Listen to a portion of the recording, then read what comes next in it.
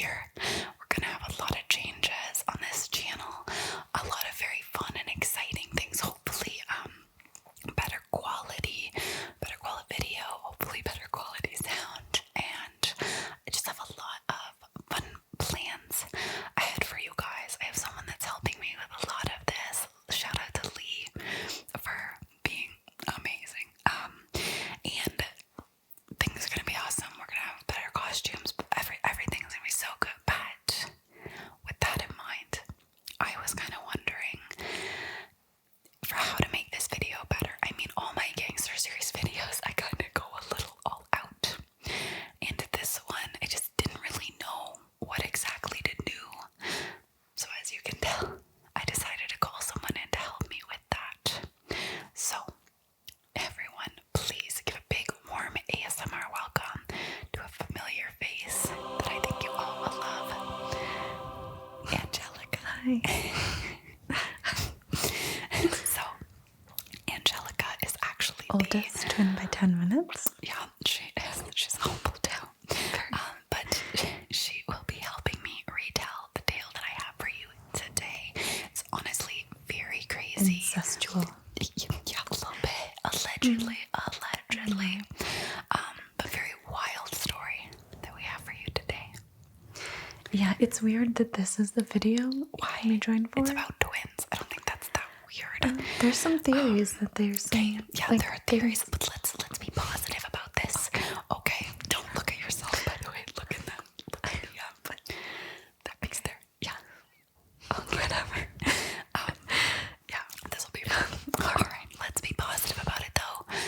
There are a couple weird things that we come across in here, but don't worry, we will be making sure that it is a comfortable experience for you. Okay.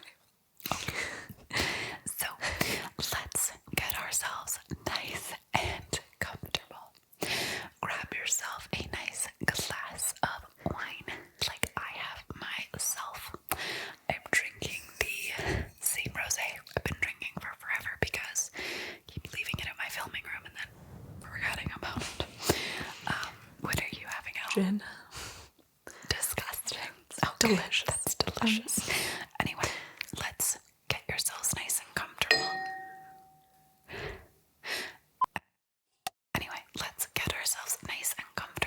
Relax, and dive in to the tale that we have for you today.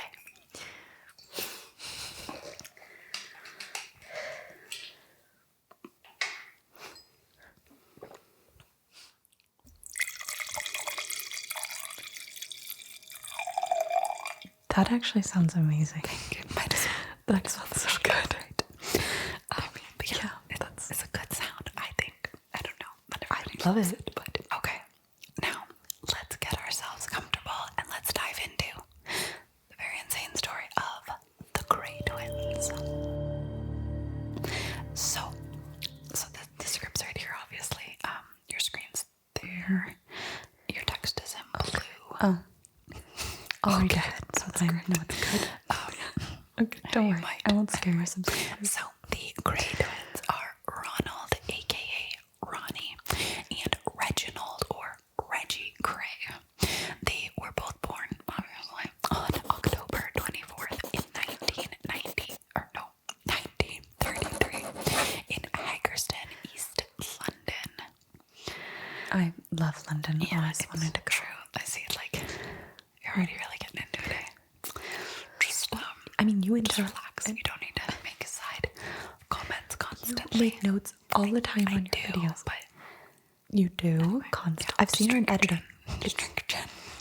It's endless. So She they cuts were it so both much. born to Charles David Kray, who was a wardrobe dealer, and Violet Ann Lee. The brothers, twins obviously, were 10 minutes apart, just like us, with Reggie being born before Ronnie. So their parents already had a 6-year-old son at the time named Charles James, and a sister named Violet who had died as an infant.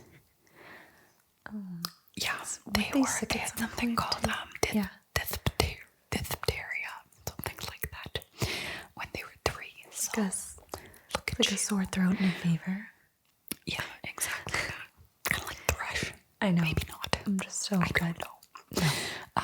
Your portion is coming soon, so like. Okay, again. You comment on everything. You relax. I do. Anyway, yeah. Also, reminder ahead of time: don't swear in this. These are already like so demonetized. So, okay, that's try your best. It's murder. Anyway, so the twins first attended Wood Close in Brick Lane and 10 Daniel Street School. I don't know. And in 1938, the Kray family moved from Steen Street in Hagerstown to 178 Fallons Road in Bethnal Green. But it was during the Second World War that the twins were evacuated to East House in Hadley, Suffolk, with their mother Violet and their older brother Charles. So they stayed at East House with the owners, Dr. and Mrs. Style, for about 1 year before moving back to London, as Violet, their mother, missed her friends and family. But while they were in Hadlock, the twins attended Bridge Street Boys' School. Now later, when the twins were interviewed in 1989 while at the Broadsmoor prison, Spoiler alert. You have to go back and forth a couple times, but it ends up Sure.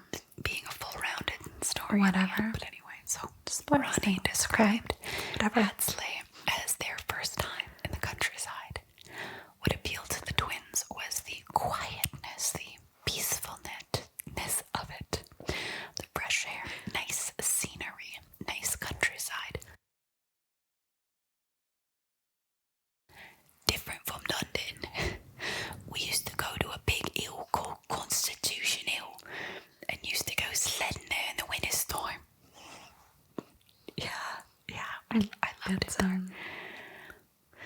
So the influence of their maternal grandmother, grandfather Jimmy Cannonball Lee, caused the brother to take up amateur boxing, then a very popular pastime for working class boys in the East End, and sibling rivalry had struck upon them, and both ended up achieving great success with this.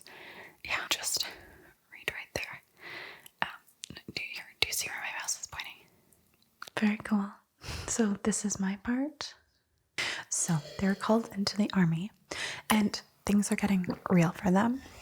Although the pair reported to the depot for the Royal Fusiliers at the Tower of London, they'd attempted to leave after only a few minutes, really. Just weren't having it. Funny. So they tried to leave, and the corporal in charge tried to stop them. He was suddenly, then very seriously injured by Ronnie Kray, who punched him in the jaw. This is great. I love it.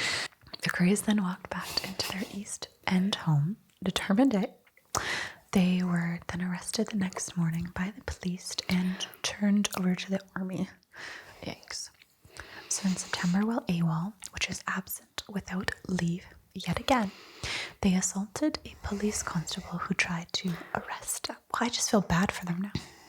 Like, they didn't ask for this, you know? Just keep reading and you'll see. I don't know. Don't worry. Could be.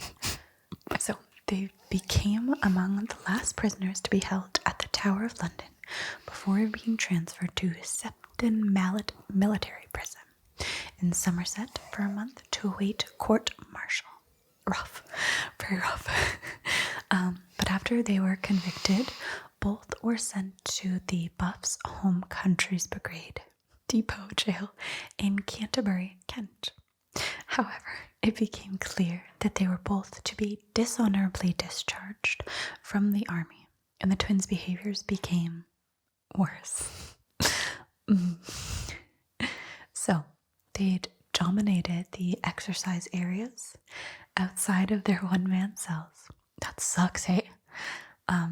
They threw tantrums, emptied a latrine bucket over the sergeant, amazing, dumped a canteen full of hot tea onto another guard, handcuffed a guard to their prison bars with a pair of stolen handcuffs, and set their bedding on fire. This is fantastic. This is amazing. Okay.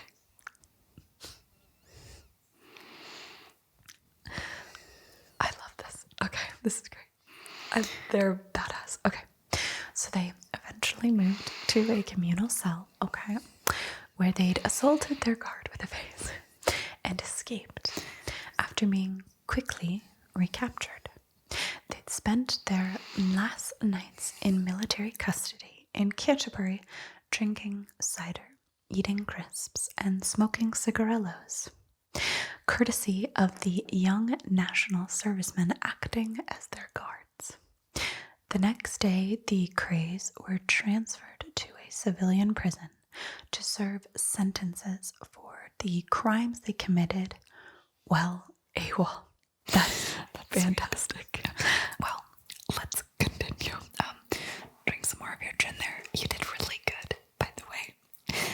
Reading this is not easy the first time. So, killing it. Thank you.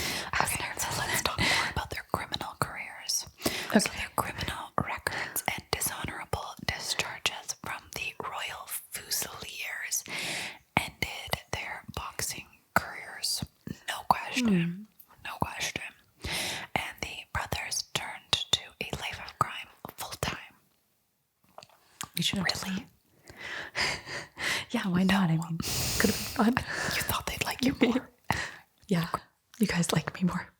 They'd bought a run-down snooker club in Mile End, where they'd started several protection rackets. By the end of the 1950s, the Krays were working for J. Murray from Liverpool and were involved in hijacking, armed robbery, and arson, though through which they'd acquired clubs and more properties. Because that's just the way they did things. They just took. They were not really the Al Capone type that wanted to be loved and adored. They wanted to be feared. So, in 1960, Ronnie was imprisoned from 18 months for running a protection rackets and related threats. While in prison, Peter Ranchman, head of the landlord operation, sold Reggie a nightclub called Esmeralda's Barn to warn off threats of further extortion. Don't put clips over top of me. Don't put pictures. Don't put images There's just no on other my... place to put these images.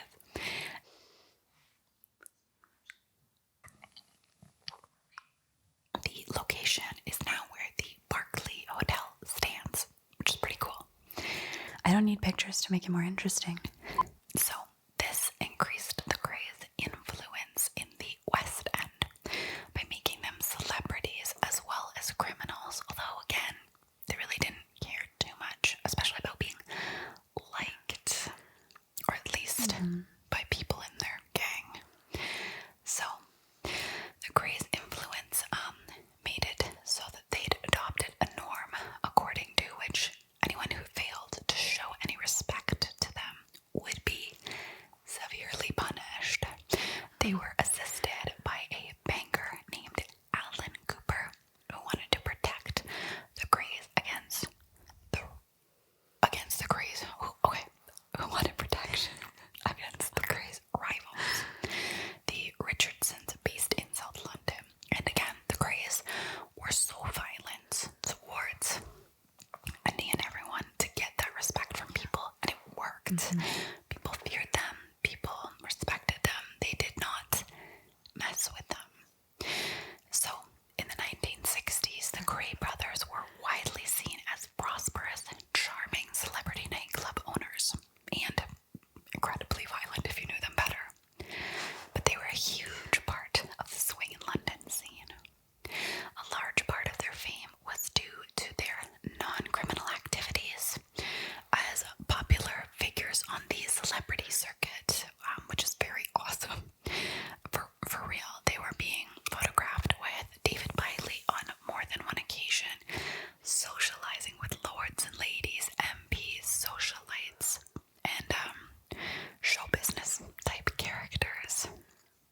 This included George Raft, Frank Sinatra, we love him, Peter Sellers, Judy Garland, as well as Diana Dors, Shirley Bassey, Liza Minnelli, etc., etc.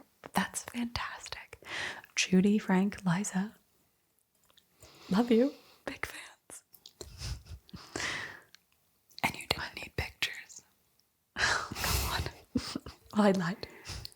So, Ronnie Kray wrote in his biography called My Story that these were the best years of their lives. They called them the swingin' 60s. The Beatles and the Rolling Stones were the rulers of pop music. Carnaby Street ruled the fashion world, and him and his brother ruled London. They were untouchable. I'm getting into this. I don't know why I was so hesitant. I have the best time. It's great. If you guys haven't already, what do you say? Subscribe, because this is a lot. Yeah, it's fun. It's a blast. Anyway, a lot of work and information. But anyway, so the Krays came into more public attention in July of 1964 when an expose in the tabloid newspaper Sunday Mirror insinuated that Ronnie had conceived a sexual relationship with Lord Boothby, a conservative politician. Okay, here it comes. Two dirty boys are finally coming out. So, at the time, same-sex relations between men was a criminal offense. In the UK, really? Okay. Old days. I guess weird times. And although no names are printed in the piece, the twins threatened journalists involved. Yikes. Boothby threatened to sue the newspaper with the help of Labour Party leader Harold Wilson's solicitor, Arnold Goodman. Wilson wanted to protect the reputation of Labour MP Tom Dryburgh, a relatively open gay man at the time, known to associate with both Boothby and Ronnie Kray. Just weeks ahead of a pending general election, which Labour was hoping to win. Honestly, no disrespect, but this is getting political. I told you. I warned you. Like, I put everything into these so boring and not. They need to know, though, Okay. I know. So, in the face of this, the newspapers backed down, sacking its editor and even printing an apology and paying Boothby £40,000 in out-of-court settlements. So, because of this, other newspapers were unwilling to expose the Krays' connections and criminal activities. Fair. Smart of them, honestly. Like, just don't waste your time. Don't bother. So much later, Channel 4, however, established the truth of these allegations and released a documentary on the subject called The Gangster and the Pervert Peer. It came out in 2009, so again, much later into the future stuff. Yeah. The brothers had gotten away with a lot in their time, though. Police had tried to investigate them several times, but a lot was out of their hands as their reputation for violence was very well known, and it also made witnesses so unwilling to testify out of fear.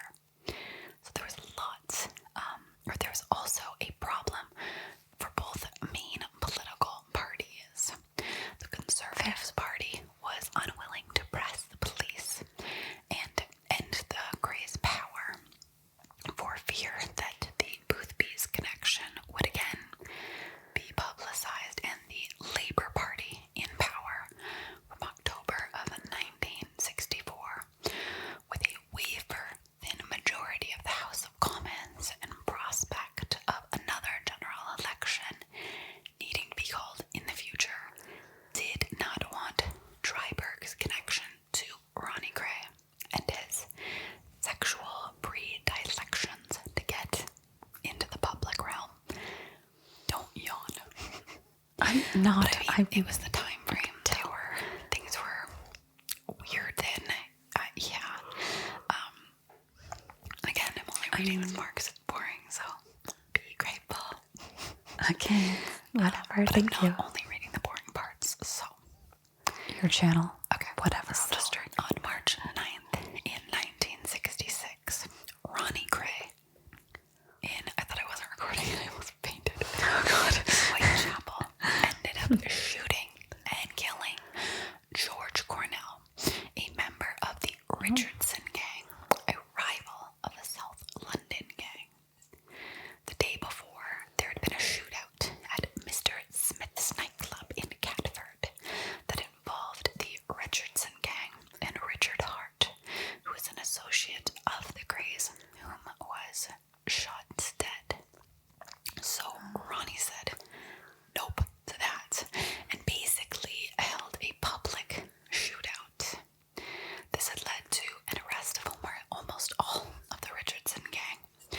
So great for the Kray Twins, but Cornell, by chance, was not present at the club during this shootout and not arrested. So after visiting the hospital to check up on his friends, he randomly made the worst decision he could have ever made and went to visit the Blind Beggar's Pub, which is only a mile away from where the Krays lived. So Ronnie at the time was drinking at another club close by when someone tipped him off that Cornell was near. So him and his driver, Scotch Jack, John Dixon, and his assistant Ian Barry got rallied up. Ronnie and Barry went into the pub, walked straight up to Cornell, and no shame, shot him in the back of the head in the middle of a pub, in the middle of the public. Amazing. Ridiculous. These men are. What I find funny is this part. I was reading ahead, so I was stealing it. So Barry's his assistant, was confused by what happened. So he fired 5 shots in the air as a warning to the public to not report what happened to the police. I don't know how that's convincing. Like, hey, here's some traumatic thing to witness and experience. What? Pop, pop, like, didn't say anything. I don't understand. That's amazing. Anyway, at the time of this killing, Ronnie was actually suffering from paranoid schizophrenia. Which we know a lot about. Yes, our sibling was diagnosed with the exact same thing. They're all aware of that. Good. Yeah, I've talked about it a few times. So, according to some sources, Ronnie had killed Cornell because Cornell referred to him as a fat poof, which is a derogatory term for gay men. Yeah. Fat Poof is in the Elton John movie. They say it when he's calling his mom to tell him he's gay. He's like, I'm a poof. Oh yeah, actually, I kind of do remember that. When he's in the phone Well, booth. yes, Yeah. apparently, he said that to him during a confrontation between the Krays and the Richardson gang at the Astor Club on Christmas Day in 1965. So Richardson gang member Mad Frankie Frazier was tried for the murder of Richard Hart at Mr. Smith's, but was found not guilty. Richardson's gang member Ray the Belgian Coulianen testified that he had saw Cornell kicking Hart. Witnesses, of course, would not cooperate with the police in the murder case due to intimidation, and the trial ended inconclusively without pointing to any suspects in particular. So, pretty wild. Pretty wild. I think pretty. Yeah. Well, it's my turn now. So, on December 12th, it's a great time of year, by the way, in 1966, the Krays helped Frank Mitchell, the Mad Axeman, escape from Dartmoor prison. Ronnie specifically had befriended Mitchell while they served time together in Wandsworth prison. Mitchell felt that the authorities should review the case for his parole. So Ronnie thought that he would do him a favor by getting him out of Dartmoor, highlighting his case in the media and forcing the authorities to act. Once Mitchell was out of Dartmoor, the Krays had held him at a friend's flat in Barking Road, East Ham. He was a large man with a mental disorder, and he was difficult to control. He'd ended up disappearing, but the Krays were later acquitted for the murder. Freddie Foreman, a friend of the Krays, claimed in his autobiography, Respect, that he actually Mitchell dead as the favor to the twins. It's written weird. And disposed of his body at sea. So they sprung him from the joint, but just killed him because he was that messed up.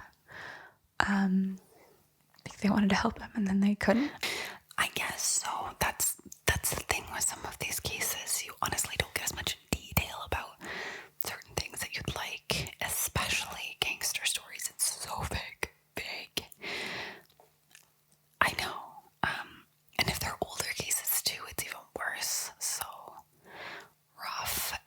Leave a comment below if you know what happened, or you know why Frank Mitchell was so uncontrollable.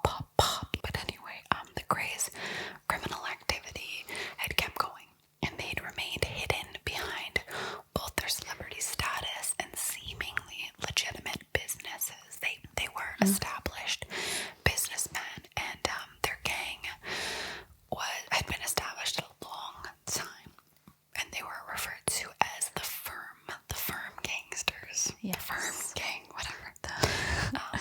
But although legitimate businessmen, these glamorous covers made it easy for trouble to loom in the shadows, and Ronnie's schizophrenia soon would make things complicated and really haunt him over the years. But honestly, Reggie was just as bad. yeah, I mean, he was.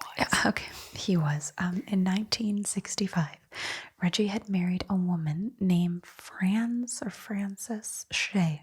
That's nice. But the relationship was tumultuous and allegedly involved Reggie attempting to rape his wife's brother. What? Allegedly.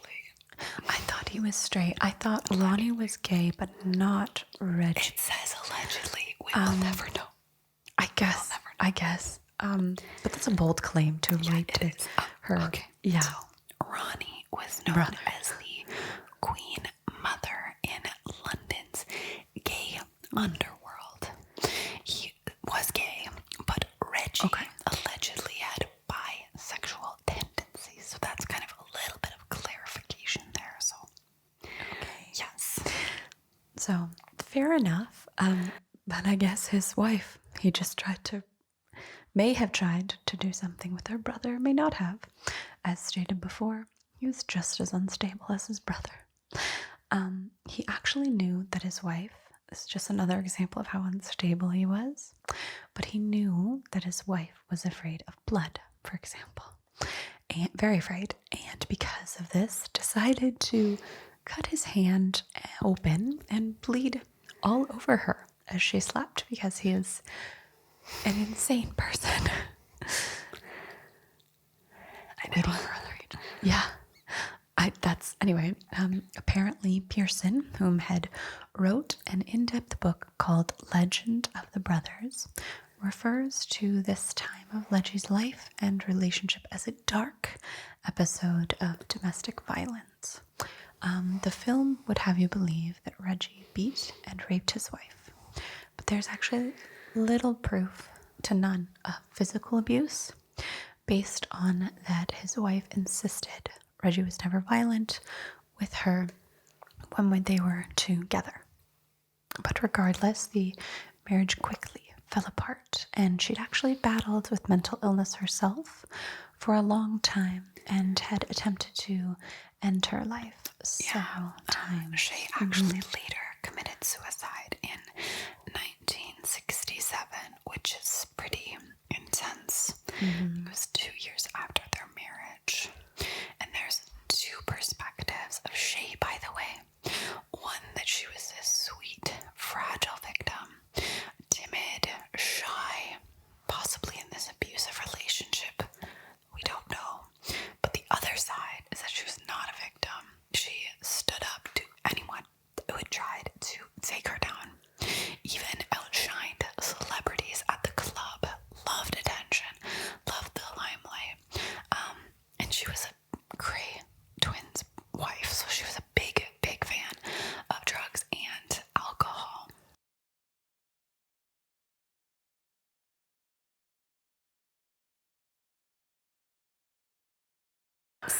say that she was bullied by the twins and had committed suicide to escape. Some say that there was foul play with armed robber Bradley Allardyce, who had become Reggie's lover in Maidstone prison, claiming that Reggie had told him, that Ronnie had killed Shay because he was jealous of their marriage and that she had died from an overdose. Apparently, that is actually what happened, though, at least the overdose part. She had taken too many pills and did it neatly enough that even her dad, when he walked into her room to give her a cup of tea, he left it on her bedside, not realizing that she wasn't sleeping. He only noticed later when he came back and the water was cold. Just kind of crazy to me. A documentary suggests that the twins' mother and their aunt killed her while she was pregnant because they didn't think she was fit to be a mother. But according to her niece, Shay was far from timid and was a wild child. She said that while rewatching movies about her aunt and seeing her portrayed as this innocent woman makes her want to laugh, not cry. She was a vivacious, curvy woman, not the scrawny, scruffy girl that we all see on the screen. She was a wild child. When she jumped off a plane in Spain, the first thing she asked for was hashish. But that was our Shay. People paint a false picture of their marriage. I've read her diaries and letters, and it's clear the couple loved each other despite their ups and downs. She was happy. They'd had their blips towards the end, and she wasn't well personally.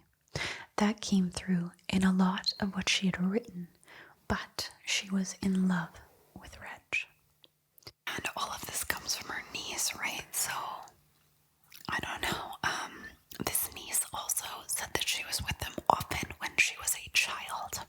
Her father was Shay's brother, whom apparently Reggie had tried to have a thing with. And in interviews, she herself doesn't deny that that could have been a possibility. She said he clearly loved his wife, but he could have been bi and had more room in his heart. But anyway, Reggie was allegedly encouraged by his brother in October 1967, 4 months after the suicide of his wife, to kill Jack the Hat McFighty, a minor member of the Kray gang who had failed to fulfill a 1,000-pound contract, 500 pounds of which had been paid to him in advance, to kill their financial advisor, Leslie Payne. Apparently, Reggie really went off the rails after his wife's death. So, McFighty was lured to a basement flat in Evering Road.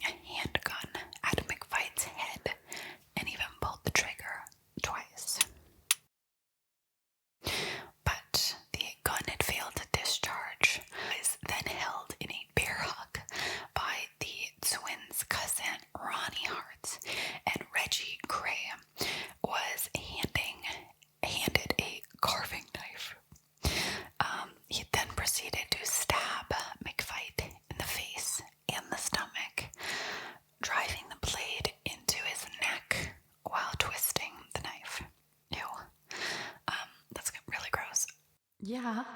not stopping as McVitie laid on the floor, dying. So again, I did say he went off the rails after his wife's passing, and it's pretty wild.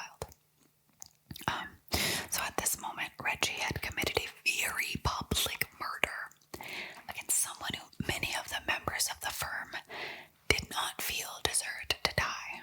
So drama.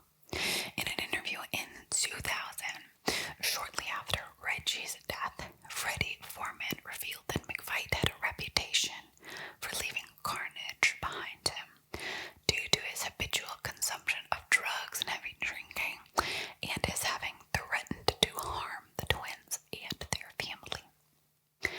Tony and Chris Lambriano and Ronnie Bender helped clear up the evidence of this crime and attempted to assist in the disposal of the body, with McVitie's body being too big to fit in the boot of the car.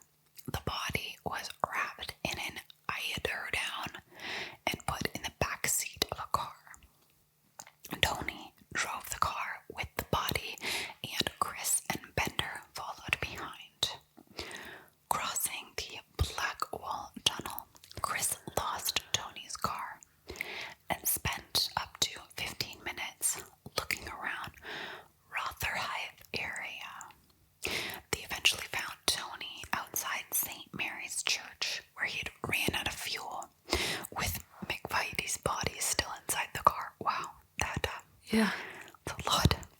That is a lot. So with no alternatives but to dump the corpse in the churchyard, they'd attempted to plant a gang south of the River Thames.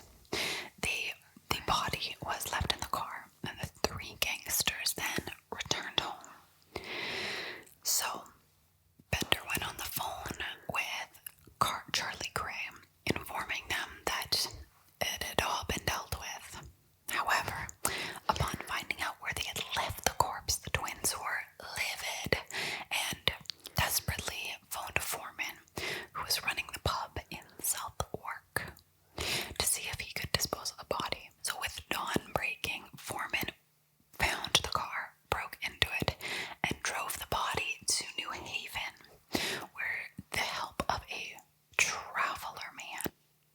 This event started turning many people against the Krays, which is a big deal, and some were prepared to actually even testify to Scotland Yard as to what had happened, mostly because they feared that what happened to McVitie, or whatever his name is, could easily then happen to them, right? I believe it. I'd be in that mindset too. Yeah. Okay, now it's your turn. Okay. So, Detective Chief Superintendent Leonard Nipper Reid of Scotland Yard was promoted to the murder squad, and his first assignment was to bring down the Kray Twins. Good luck. But it was not his first involvement with them. During the first half of 1964, Reid had been investigating their activities, but publicity and official denials of Ron's relationship with Boothby made the evidence that he collected useless. Reid went after the twins with renewed activity in 1967, but frequently came up against the East End wall of silence, which discouraged anyone from providing information to the police. They were represented in court by Nimone Lethbridge. I get why too. I wouldn't want to be the one person to testify because I'd be dead after. So, nevertheless, by the end of 1967, Reid had built up enough evidence against the Krays. Witness statements incriminated them, as did other evidence, but none of them made a convincing case on any one charge. Earlier in 1968, the Krays employed Alan Bruce Cooper, who sent Paul Elvey to Glasgow to buy explosives for a car bomb. Elvey was the radio engineer who put Radio Such on air in 1964, which is later and now renamed Radio City. After police detained him in Scotland, he'd confessed to being involved in 3 murder attempts. The evidence was weakened by Cooper, who claimed that he was an agent for the U.S. Treasury Department, investigating links between the American Mafia and the Kray gang. The botched murders were his attempt to put the blame on the Krays.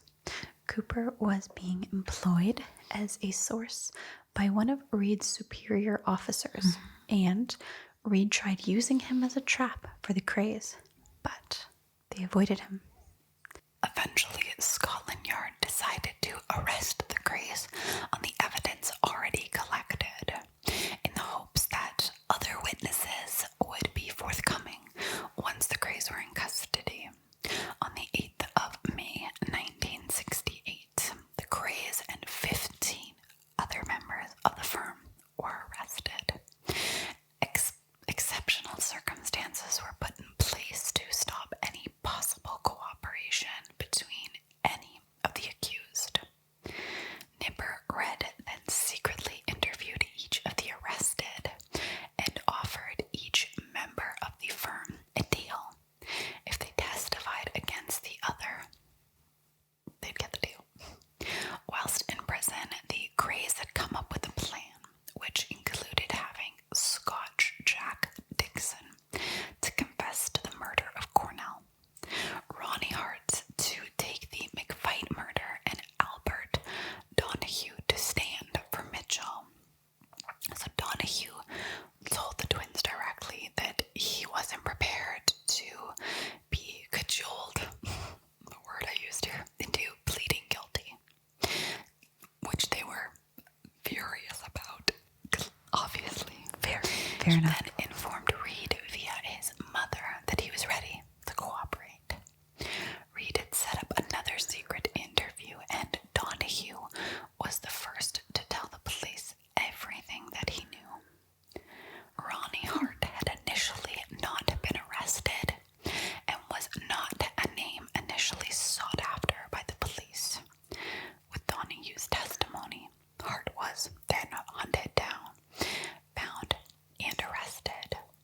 Offering the same terms as the others arrested, Hart then told Reed everything that had happened during McFight's murder. So everyone lost loyalty. They all were like, we're over it, we're done. We're just bulldozing. Just this gone. now. Just gone. So although he did let them know everything, he didn't know what had happened to the body. And this was the first time the police had known everyone that was involved, exactly who was involved, and it offered them a solid case to prosecute the twins for McFight's murder. Although Reed knew for certain that Ronnie Kray had murdered George Cornell in the Blind Beggar pub, no one had been prepared to testify against the twins out of fear. Which makes sense. Yeah, obviously. I get that. Obviously. No one would want to Finding out testify. the twins intended to cajole him, Scotch Jack Dickinson also turned in everything he knew about Cornell's murder. Although he was not an actual witness to the murder, but an accessory, having driven Ronnie Kray and Ian Barry to the pub. The police still needed an actual witness to the murder, however. So they then managed to track down the barmaid who was working at the pub at the time of the murder, gave her a secret identity, and she testified to seeing Ronnie kill Cornell herself.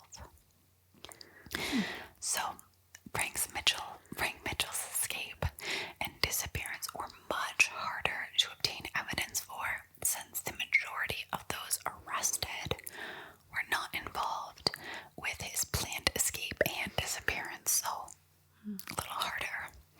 Reed decided to proceed with the case and have a separate trial for Mitchell once the twins had been convicted. So, since the twins' defense under their counsel, John Platts Mills, QC, consisted of flat denials of all charges and discrediting witnesses by pointing out their criminal pasts as well. Just as Melford Stevenson had said to this,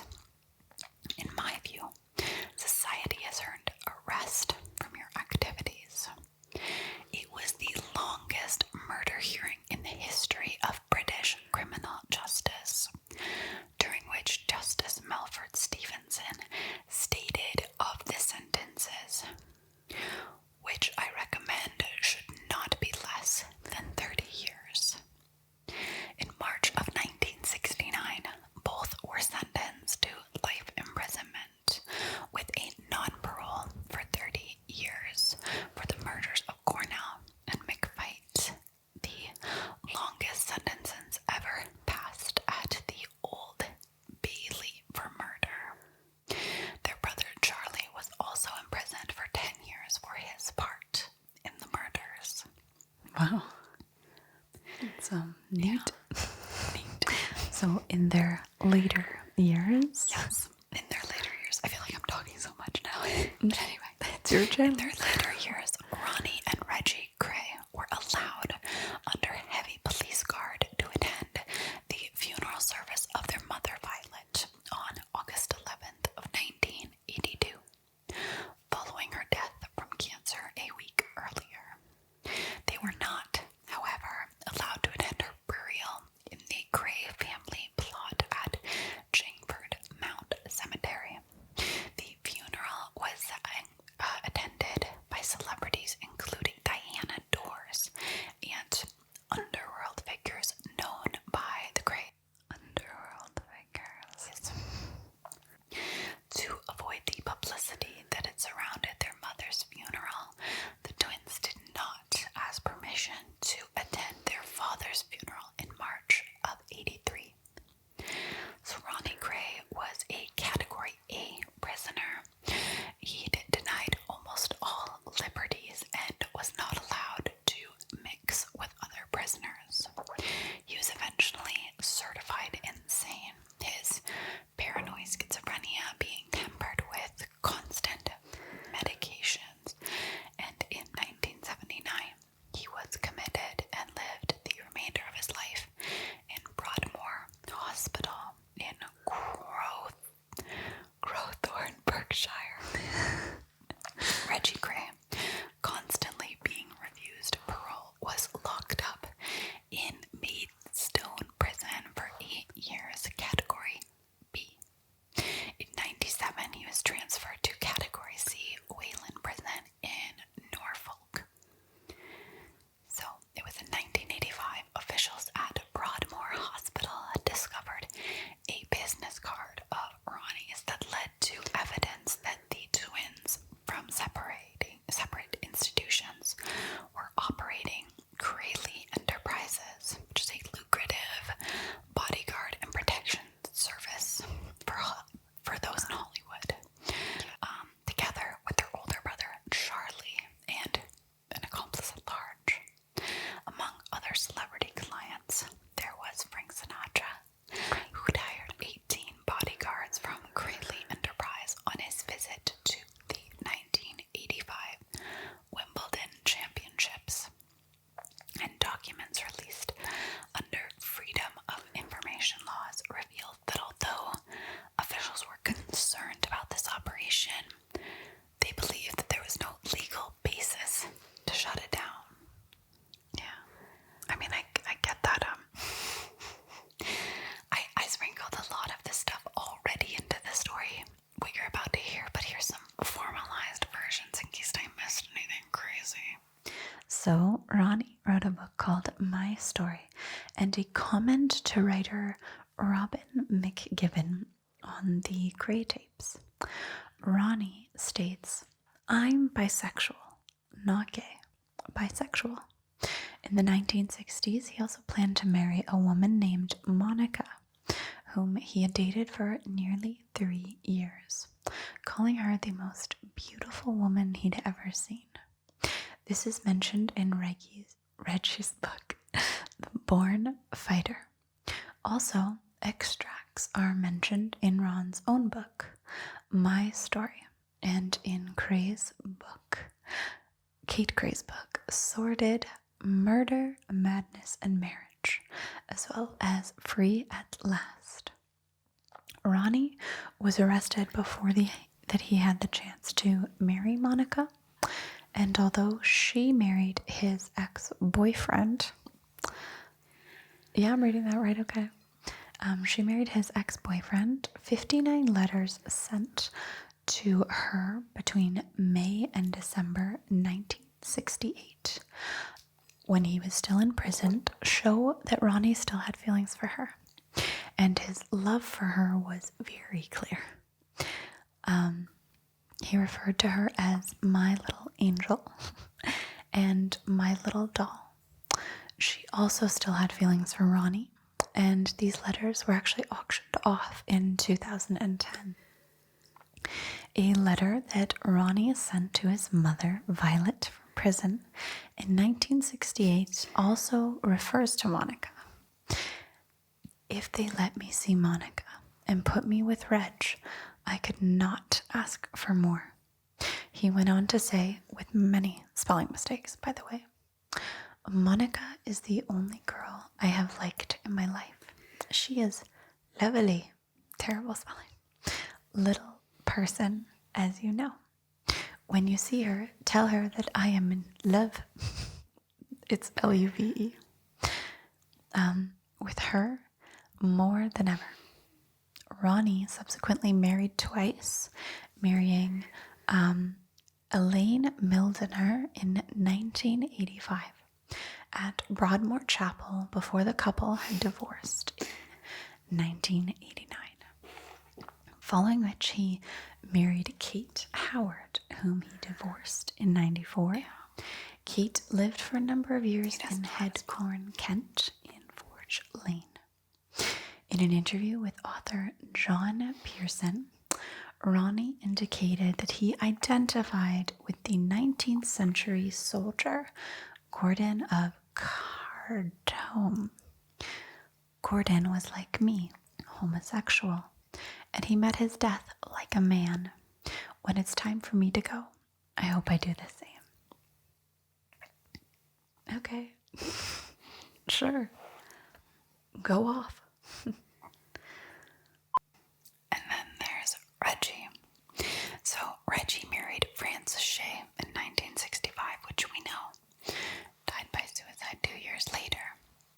Reggie then had married Roberta Jones, whom he met while still in prison.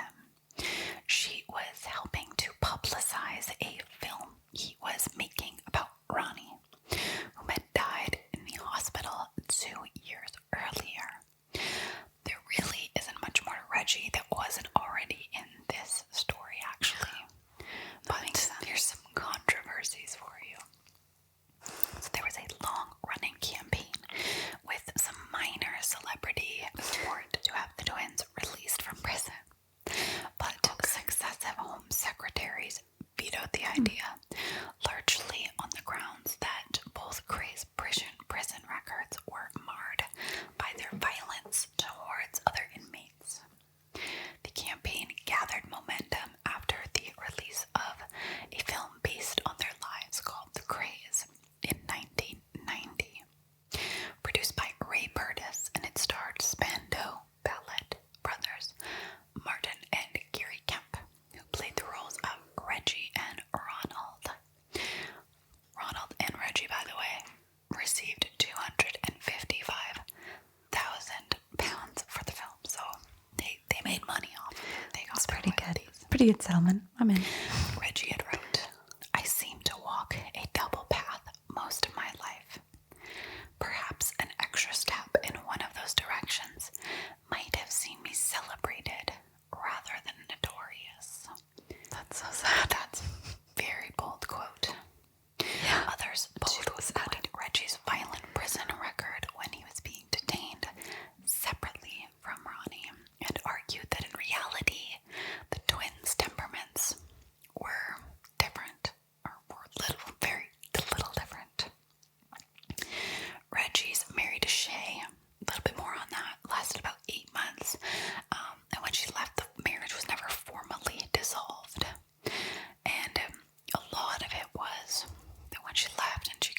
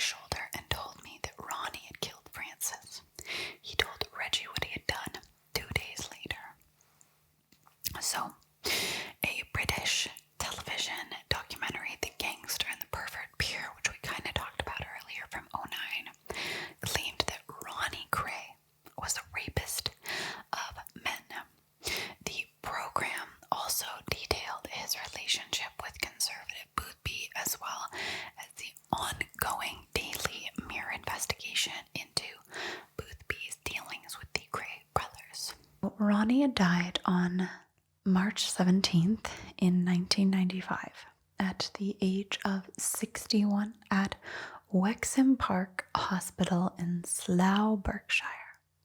He had suffered of a heart attack at Broadmoor Hospital 2 days earlier. Reggie was allowed out of prison in handcuffs to attend the funeral. It's very sad. During his incarceration, Reggie Kray became a born-again Christian. Okay? He was freed from Wayland on August 26, 2000, on compassionate grounds on the direction of Home Secretary Jack Straw, following the diagnosis of cancer. He had been diagnosed with bladder cancer earlier that year, and the illness had been declared as terminal. The final weeks of his life were spent with his wife of 3 years, Roberta, in a suite at the Towns House Hotel in Norwich.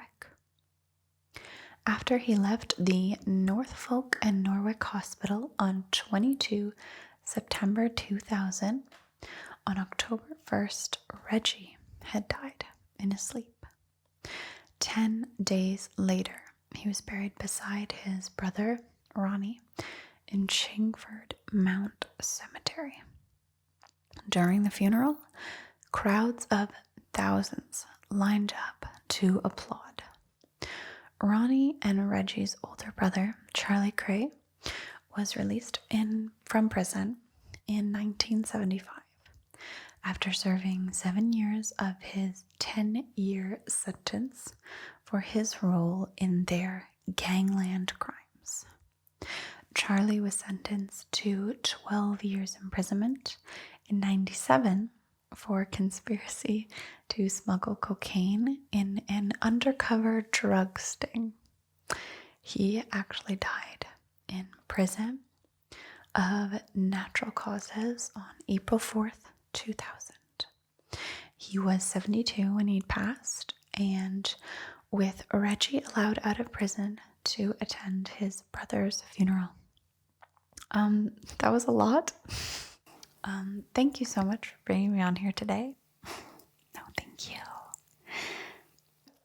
Honestly, the reason I was very hesitant in the beginning especially is because there is a story that was not put in the script that I was so confused and weirded out by that she would ask me to come here. And it's that because one of them was gay and the other was bi, and at the time it wasn't welcome, the two brothers would just sleep together so that they could get that out and going. And I was like, why does she want me to do this weird story with her? That's a little weird. But I know. I heard that too. And it's a rumor. It's clearly a rumor. I actually know someone. So my fiance, Bradley, we all know, he works with someone whose uncle was worker for the Kray Twins, and when he'd heard about that whole them hooking up with each other thing, he made it very clear that that most likely wasn't a thing, as well as every article I'd read online made it seem like it was very much debunked. Okay. So the fact that you read that part before this is kind of funny, because I mean I could see why you were uncomfortable joining me in this. I read it before, and I was like, what are you? Who knows?